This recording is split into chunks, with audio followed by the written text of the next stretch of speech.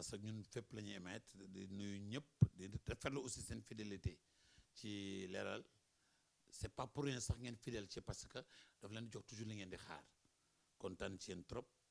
di particulièrement nag waa sénégalais yi surtout parce que su doon sénégalais du ñu yegg fi ñu yegg tey kon ñu leen di gërëm di leen nuyu bu baax a baax tey nag ñu war a jàkkaarloo ñu waxtaan ak koo xam ni xam nañ ko ci langue politique bi xam nañ ko ci sama dëkk ba ma jóge muy Ndar yaa ngi dégg yàgg naa ko xam sama boy la woon donc ñu daje ci langue politique bi tey nag ñoom seen bopp ñu indi événement wala ñu indi leen événement boo xam tey dafa toll ni sooy wax naan màggalu Tuubaa wala gàmmu Tiwaawan muy affaire Khalifa Sall Abba nag dama bëggoon nga présenté ba pare ñu doog waxtaan jëm ci affaire bi. salaamaaleykum mbokki Leral ma leen di nuyu sénégalais yi ñuy seetaan tudd Abba Mbaye nekk secrétaire général convergence socialiste nekk ci di liggéey politiquement ak Khalifa parce que dama d'accord si yoon bu mu jël lu mu yàgg wax mooy que le parti socialiste mënul ñàkk bañ a am candidat et je pense que choix boobu mu def tey moom mooy jox parti socialiste perspective moo jox parti socialiste avenir kon nag on est là pour parler de l'avenir du parti socialiste parce que ñun gëm nañ ni que l'avenir ne se fera pas sans Khalifa. waaw d'accord loolu li ñu wax rafet na mais dafay am benn lu ci am tuuti lu xaw mel ni hic l'avenir ne se fera pas comme sans Khalifa d'accord nañu Khalifa ñëpp xam nañu li représenté ci parti politique et puis héritier légitime la mais nag dañu dem ba ci biir ñu gis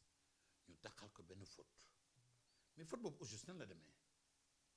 faute boobu ni mu demee dégg ngeen liñ ci wax yépp mais li ma la mën a wax man parce que ak man je suis à la ville de Dakar depuis 2010 fa laay liggéey bi ma jógee bitim réew Khalifa daf ñu convaincre nañu kaaleen parce que li ma bëgg mooy chance bi ma am man en tant que Khalifa collaborer ak ñu mel ne Mamadou Diop ak ñu mel ne Djibo Ka ñu jàppale ma ba ma nekk de grands administrateurs il faut que ma former benn génération te ne bu may jógee fii xam ne au moins lañ ma mayoon may naa ko donc man je suis à la ville de Dakar depuis 2009 bokk naa ci équipe bi def émission obligataire bi état est bloqué aujourd'hui je suis le directeur de l'action sanitaire et sociale de la ville de Dakar li ma la mën a wax ci li xew ville de Dakar mooy que un élu un maire li koy caractériser mooy la proximité Khalifa Ababacar Sall est maire de la ville de Dakar egsi dans un contexte difficile muy 2009 mu nekk contexte opposition ak Abdoulaye Wade mu ñëw ñu waxtaan ak moom mu ne ñu li ñu mën a sauver fii ville de Dakar mooy que nañu won Sénégalais yi que un maire peut avoir un bilan nañu liggéey ba Sénégalais yi xam ne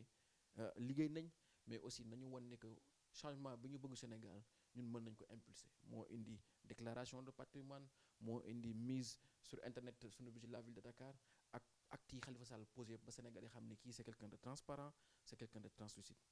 mais il se trouve que comme ni mu la ko waxee mairie dafa am proximité et que da nga am ay dépenses yooyu daf yomante ne chaque jour mënul épouser nomenclature budgétaire bi wala mënul topp norme gestion financière classique la ville de Dakar depuis comme ni ko Mamadou Diop expliqué ci procès bi depuis moom Mamadou Diop bi muy jógee armée Senghor di ko ne ko viens me mettre dans les fonds politiques à la présidence ba mu ñëw ville de Dakar ñu commencé di am ay accueil président ak yu mel noonu mobilisation politique il y avait toujours un fonds en liquide buy nekk au niveau de la communauté urbaine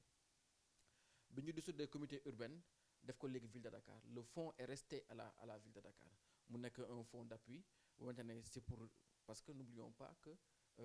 la ville de Dakar gan bu fi am ak lu fi mën di am le maire de Dakar moo koy accueillir et que le maire en tant qu'élu de la ville de Dakar qui est payé à moins de 500 000 francs parce que Abdoulaye moo ko yokk à 700 000 mais avant c'était 300 000 francs mais le maire pour éviter que le maire de Dakar am une certaine vulnérabilité financière wala une vulnérabilité par rapport à charge yu tegu ci kawam il y avait un fonds disponible ce fonds là il n'est pas du un fonds fictif bu ñu làq bu amul il est dans le budget de la ville de Dakar moom la ñuy woowee chapitre 313 dépenses diverses chaque année ville bi da koy voté day nekk ci budget bi à hauteur de 360 millions muy 30 millions par mois voté par le conseil municipal bi xamoon nañ ko parce que xam nañ ni ñoom bu ñu soxlaa am problème bu ñu ñëwee ci maire loolu la leen jàppale bu tabaski ñëwee comme tabaski bi chaque tabaski da leen jox ku nekk 200 000 ci fonds tout le monde savait que ce fonds là existe parce que tous les acteurs politiques mës nañ solliciter maire ci fonds boobu donc c'est un fonds qui est là qui existe qui est non pas au service de Khalifa Sall mais au service de l'élu de la ville de Dakar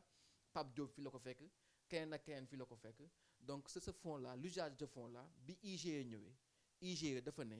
IGE demandé wul à ce que ñu def ouverture enquête judiciaire dafa ne état bi na saytu fonds yi ni ñu leen doxalee parce que su ngeen xamee actuellement au niveau communautaire dañu nekk ay transformation yu bëri au niveau budgétaire parce que on va vers une gestion axée sur les résultats ak ay transformation am te ne UEMOA moo koy indi mu ne nii fonds yi caisse d'avance di fonctionner il faut état bi saytuwaat ko ci loolu la état bi mooy comme faute pour rey un adversaire politique et je pense que loolu moo am ville de Dakar. mais d'accord mais Abba xam nga loolu aussi dafay xaw a lëndëm ci xelu askan boo xam dafa nekk profane ci politique ak fonctionnement par exemple maire Dakar parce que bu ñu nee par exemple xaalis dugal nañ ko fa kenn dugalu fa xaalis. waaw non les 30 millions am na par am mois na d'accord les 30 millions am na par mois et puis man quand j'ai vu même man sama conception man j'ai suivi le procès mais bi ma gisee par exemple que Mamadou Diop comme Pape Diop ñëw di dëggal loolu man dama leen wax c'est ne pas respecter les ne pas respecter les Sénégalais et je te dirai pourquoi parce que bu fekkee alal la joo xam ne IGE ñëw nañ ba ni léegi nañ seet xaalis ci dañ ko fa tegaat dañ koy doxalee c'est parce que lëndëm na et quand on aspire à gérer le pays man je trouve pas logique que Khalifa di ci laal wala bu ko doon laal tey da ko jël teg ko fenn foo xam ne ba suñ ko soxla su ne xaalis bi mu ne mii nii mais biñ ko laajee xaalis bi si suñu dégg-dégg yow mi nga xam yaa fay liggéey yaa ñu ci gën leeral dafa ne du man kenn mais bokkuma cee ko gën yaa dégg deuxièmement aussi dafa ne par exemple ceeb laa ko jëndee ak dugub ce qu'on a entendu léegi bi ñu demee ñu ne ko ceeb ak dugub d'accord ana facture yi et les gens sont appliqués par exemple sur les faits mooy fausse facture la indi parce que les fausses factures mooy dañuy def facture yoo xam ni bi ñu demee seeti ñi nga xam ñoo ko doon jaay on a trouvé là quelqu'un bu jaay café et puis café Touba donc c'est-à-dire que c'est tout lépp nag jaxasoo si xelu nit ñi parce que soo defoon Sénégal te def sondage am na ñoo xam ne man je ne comprends rien de l'affaire il y a d'autres qui ont dit qu'il a mangé il y a d'autres qui disent qu'il n'a pas mangé mais tout le problème mooy lan léegi tey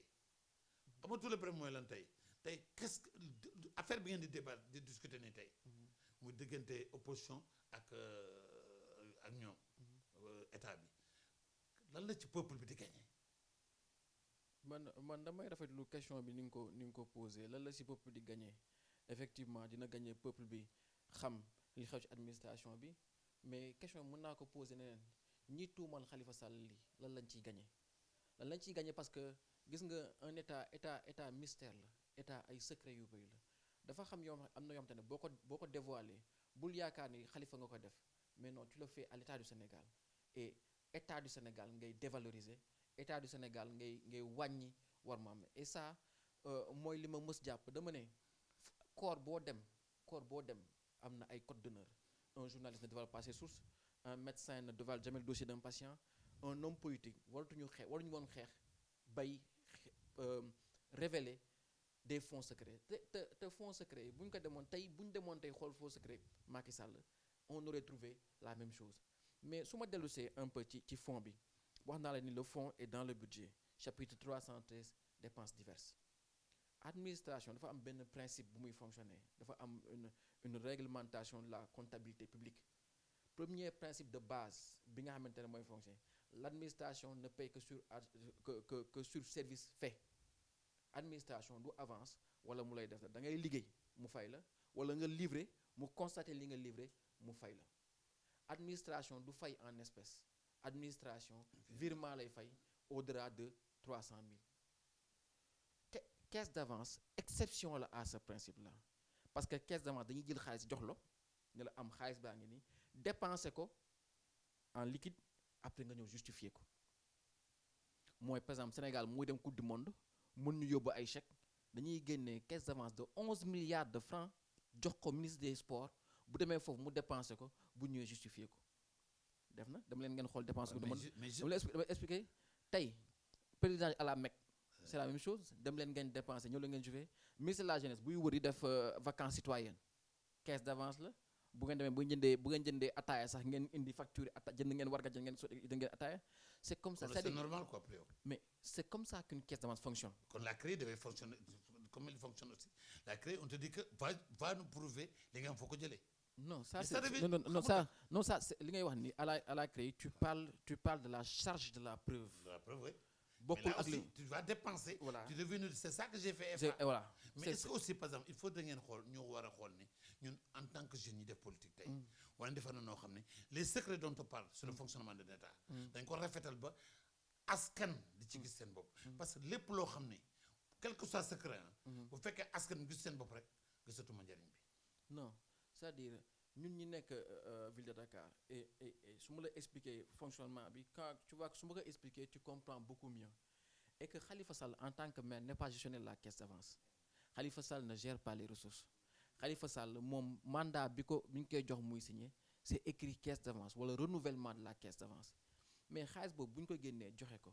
quand Pape Diop est arrivé Pape Diop a demandé au Trésor est-ce que on peut exonérer cette dépense-là de justificatif. On a dit non parce que les fonds n'ont pas un caractère secret. Mais ça veut dire que tout le monde est au courant de l'existence de ces fonds-là. Tout le monde est au courant. C'est-à-dire que xam nga c'est-à-dire li tax ñenn ñi mën a choqué mooy usage bi ñu ci def bëgg taqal un homme politique xam ne comme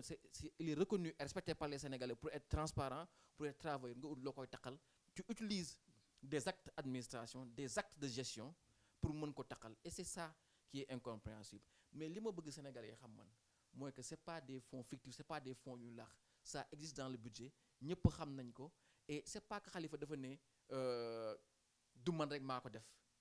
mais c'est des actes de gestion qui existent et que tey boo demoon ci biir administration di nga fa gis lu mel noonu parce que amul benn gestion booy jël financière à 100% nga ne da nga koy exécuter avec des papiers avec des règles il y a toujours des exceptions il y a toujours des situations difficiles et on trouve le moyen de les régler loolu moo indi le principe de caisse d'avance mooy comme mandat ngay fay et que on peut pas tous les jours di fay par mandat il arrive un moment pour des situations précises où on te met une caisse nga dépenser ko après nga justifier. Maintenant le principe que les gens ont trouvé c'est de dire que une fois que à la fin du mois comme c'est une caisse qui se renouvelle tout le temps à fin du mois au lieu ngeen fiy nekk tout le temps di indi ay pièces justificatives yu neex on sait que c'est des fonds politiques le percepteur xam na ko parce que moo tax mu koy génnee en espèces contrairement à d'autres dépenses qu'on paye par virement ou à 300 000 lii c'est 30 millions il sait que c'est le fonds du maire donc na ko génnee chaque mois joxe ko et on met en place un système de facturation maintenant c'est pour couvrir la dépense pour que mu mën a am une couverture maintenant la dépense a été couverte sur le plan des documents administratifs mais il n'y a foofu rien de louche wala de détournement wala de volonté def lu dëppawul ak yoon je pense que ku xam Khalifa ak expérience bu am ci administration ku xam Bokum percepteur ak expérience bu am ci administration ku xam Ablaye Diop nekkoon percepteur avant Bokum nekk ministre des finances du Sénégal ñoom ñu doxalee ko noonu kon kenn ci ñoom dugguñu pour luubal c'est une pratique administrative définie par l'institution municipale de la ville de Dakar qui existe non pas pour les personnes mais pour les élus et je pense que waruñu woon jaar foofu man li ma doon choqué ñu ne ma Khalifa Sall def na marché fictif de plusieurs milliards li ma doon choqué moo ñu ne Khalifa Sall def na marché jël na ay rétrocommission man li ma doon choqué moo ñu ne gis nañ ay dépenses fictives sur budget bi mais ils n'ont absolument rien trouvé et au contraire li nit ñi waxul moo tax Khalifa ne leen déclassifier leen rapport bi parce que rapport boobu à part ces 2 pages là sur sa caisse d'avance le reste des félicitations IG nañ Khalifa ñu ngi lay féliciter ci li nga def yow ñoo andi ville de Dakar Khalifa Sall moo imposé la bancarisation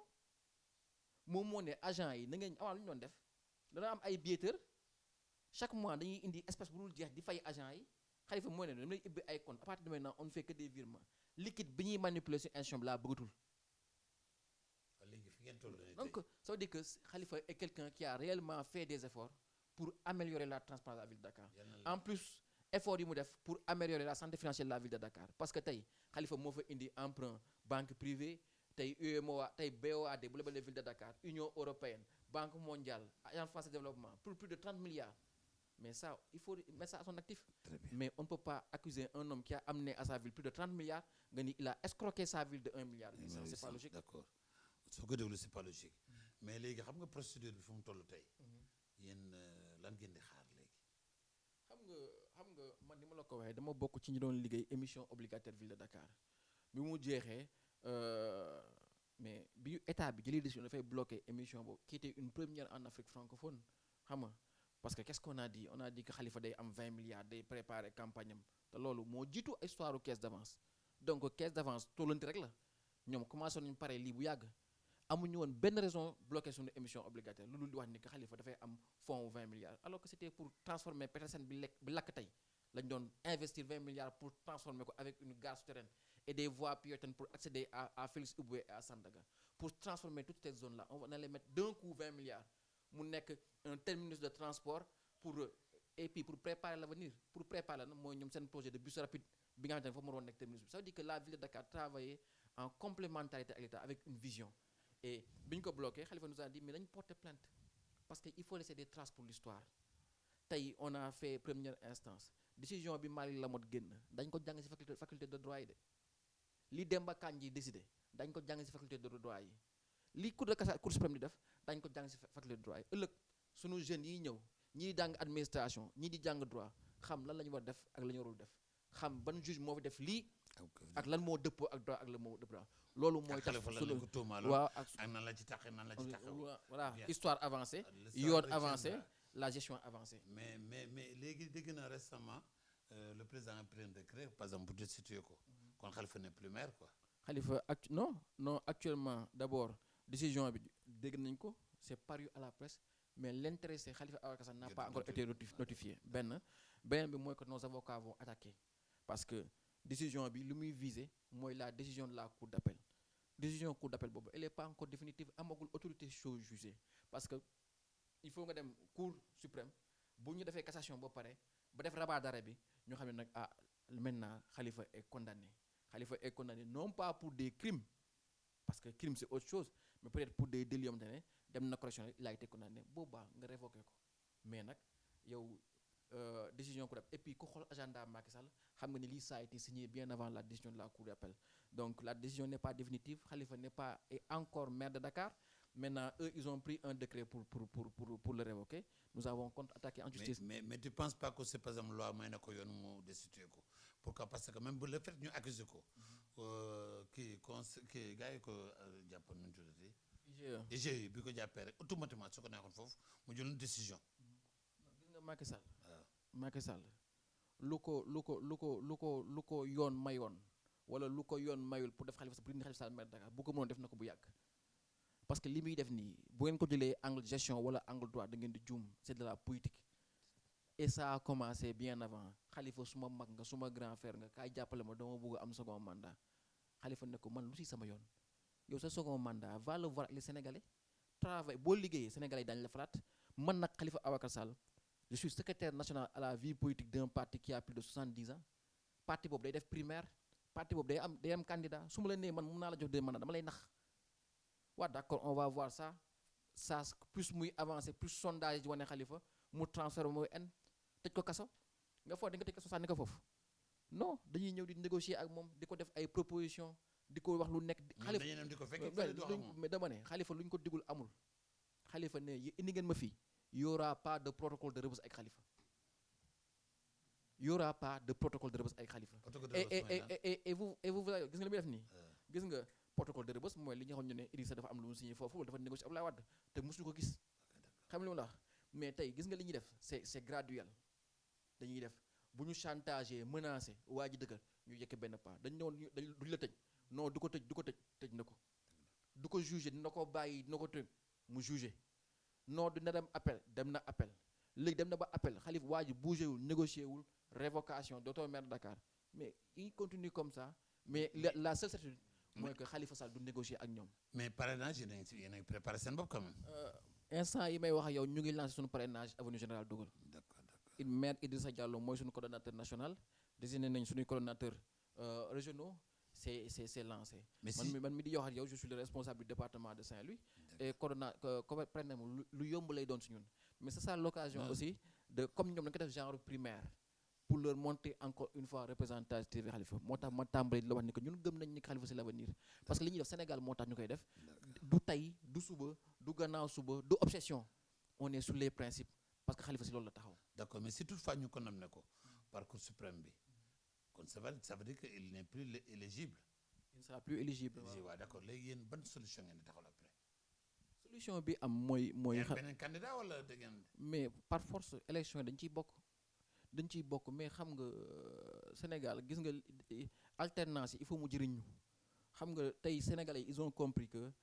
le changement n'a de sens que si le produit de substitution est de meilleure qualité xam nga doo jël président bu xaw yamamaay nga jël di ko jox réew mi ku yées xam nga du ñu jël réew mi jàppale parce que dañuy bëgg a jàppale benn nit. c'est ça qui est dangereux. c'est ça qui est on peut plus faire ça. exemple bi may tàmm di joxe mooy Allemagne Angela Merkel dafa dem élection elle a gagné mais dafa gagné bu serré parce que les Allemands ont sanctionné sa politique économique ils ont sanctionné sa politique migratoire mais bu mu génne lu def dafa signé accord de coalition dafa oo gars yi ñu toog ñu ne qu'est-ce qu'on va faire ñu toog def benn accord ne on applique ça mais ça pour mu wóor ni yow doo ko appliquer yow doo désigner ministre bi. Angela Merkel n'a pas choisi le ministre des finances de l'Allemagne. Angela Merkel n'a pas choisi le ministre des Affaires étrangères de l'Allemagne. C'est les partis alliés ñoo ko choisir pour appliquer li ñuy waxante ñun nga foog ne bu fekkoon balaa ñu jàppale Macky Sall ne woon nañu ko par force jàkkaarloo askan bi ne Macky Sall de nee na assises nationales yi li ñu ci wax da koy appliquer est-ce que Macky Sall dina taxaw fi ne assises nationales c'est pas une bible c'est pas le Coran du ko sañ def. Il faut que ñu jàng réew mi suñu homme politique am kaddu am ay engagement et avoir respect de la parole donnée et des engagements pour que sénégalais yi mën leen juger sur leurs engagements suñuy ànd ak nit du ñu ànd ak nit parce que yaa ma neex wala parce que tu es le mieux placé dañuy ànd ak yow sur ce que tu comptes faire pour le Sénégal ñu xaatim ko teg ko askan bi xam ko ñu ànd ci ak yow boobu ëllëgee boo ko defulee ñu xam naka la ak nan la. parce que loolu mu indi ma naan souvent Sénégal xam na nu ñuy fasee mais xamuñ nu ñuy takkee moo tax chaque fois élection moom nañ jéem a seet kan la ñuy fal et puis par rapport xam nga yow ndar-ndar nga comme man ndar-ndar donc dama bëggoon xam au juste par exemple yow yaa ngi fa yëngatu bu baax n'est-ce pas. maa ngi fa yëngatu bu baax. di nuyu waa Ndar yëpp parce que teel a ñaari rakk yi. muy bés bu rëy ci Ndar. man élection locale yi la passé ba ñu taxawee candidat Benno Bokk Yaakaar jëli benn Mansour Faye indi ko man dama ne man d'accord ma ci li PS def parce que mënuma d'accord bu heure Ndar jotee wala heure Saloum jot wala heure Ziguinchor jot que parti yi nekk ci kaw Ousmane Tanor Dieng parce que kii la jubal wala kii moo ko neex moom lay teg Ndar wala tukki d'accord ma ci loolu il faut laisser citoyens ñuy def seen choix à la base et ñu bàyyi démocratie Sénégal mu mën a évoluer def épreuve de maturité man mii di wax ak yow nekkoon naa candidat élection locale yi passé maa jël 4e Aline Badara Cissé bi nekkoon ministre étrangère rawee naa ko plus de 600 voix te pourtant xamuñu ma woon 80% des Sénégalais mais on a fait une campagne on a réussi à convaincre on a fait plus de 2000 voix am naa 2 conseillers à la ville de Saint-Louis ñu ñooy président commission jeunesse parce qu'on a expliqué aux jeunes que Sénégal conseil régional nekkul leen fa. non parce qu'on n'avait pas fait de liste départementale parce qu'on n'avait pas les moyens de mener 2 campagnes à la fois sur le département et sur la commune. kan moo nekk conseil départemental. président. actuellement maître Moustapha Mbaye. Moustapha Mbaye si la nekkoon socialiste la moo fa nekk. mais côté bee la nekkee. côté Tanor la nekkee. voilà très bien mais léegi actuellement yéen. parti socialiste. amul leen député foofu de. non amuñu député. pour une première de l'histoire. mais côté Tanor am na fa député wala amul député. amuñu fa député. ñoom Dia ñooñu ñëpp kenn. docteur Ahmadou Dia moo nekkoon député. le pharmacien. le pharmacien oui. il est avec Tanor. Tanor moo ko defoon député mais ren bi ñuy ñëwee élection yi xam nga le problème qui s'est posé c'est que ñoom dañu dem élection locale ñu négocier ak APR jox leen poste département bi ñu ñëw élection au conseil APR ne leen bàyyi leen poste bi jox leen ko waa LDMPT ñoom ñu bañ ñu ne c'est le deuxième parti ñu négocier benn waa PS jël poste au conseil bi ñu ñëwee nag élection législative Mansour Faye ne leen non vous n'allez pas prendre de poste même si vous êtes deuxième parti ou troisième parti c'est pas mon problème poste bi dañ koy récupérer tous les députés bi ñuy dem Saint-Louis Khoudia Mbaye ministre mu doon tête de liste femme Saint-Louis tête de liste homme Mansour Faye tu vois suppléante Khoudia Mbaye c'était la responsable des femmes de l'APR du département de Saint-Louis suppléant Mansour Faye c'était le maire APR de Gandiol Aminata Gueye dugg liste nationale c'est-à-dire sur les 3 postes de députés de Saint-Louis l'APR n'a laissé aucun poste à ses alliés. Donc est-ce que des alliés qui se respectent peuvent accepter ça? D'accord, léegi je vais comprendre léegi mais pour ñu finir. parce que vraiment wax ci leer na defe na parce que fii la lépp li leere mais yéen da ngeen dem en coalition wala su fekkee da ngeen dem. mais bien sûr que on va aller en coalition parce que moo tax élection législative bi on était allé avec Manko Taxawu Sénégal. ci Manko Taxaw bi y en a qui veulent xam nga parrainage bi am na ñoo dañuy dem y a des gens qui partiront y a des gens qui ne partiront pas li gën a am solo mooy après parrainage bi ñi jàll les gens vont continuer à échanger à discuter parce que loolu mooy danger. parrainage moom je suis d'accord ci. non parrainage je suis pas d'accord. waaw parrainage d'accord mais maa ngi remercier leeral ci invitation bi. Parce que tey aujourd'hui quoi qu'on puisse dire réseaux sociaux yi ak internet bi nekk na un point important et on compte sur vous malgré menaces yi ñu wax ne dañuy dindi ay WhatsApp yooyu pour la démocratie au Sénégal parce que man je suis convaincu que ce président là li ko Khalifa Sall wax tu n'as pas affaire à Khalifa, tu as affaire aux Sénégalais, et que le jour du vote il aura la surprise de sa vie, parce que il pensait que da ngay éliminer Karim wala éliminer Khalifa wala monter des coups contre Idi wala ñeneen ak ñeneen, mais le vrai pouvoir appartient aux Sénégalais et les Sénégalais savent voter le jour J. Abba Mbaye Merci. ñu lay remercier. Merci. lépp di leer. Merci beaucoup. Merci bien.